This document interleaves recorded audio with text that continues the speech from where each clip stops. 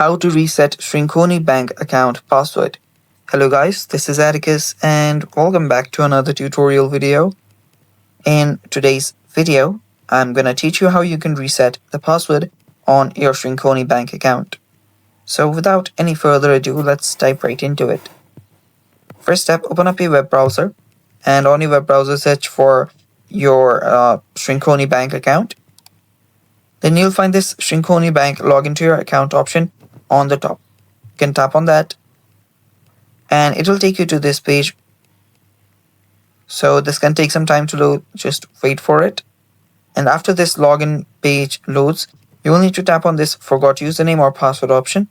Make sure you select the password one. And after that, you will now need to verify that it's you. So for that, you will need to provide your social security number and your date of birth and then continue. After you continue and verify that it's you, that the account holder, they will finally let you change or reset the password. So reset the password to the new one and then continue and you're good to go. And that's all for today's video.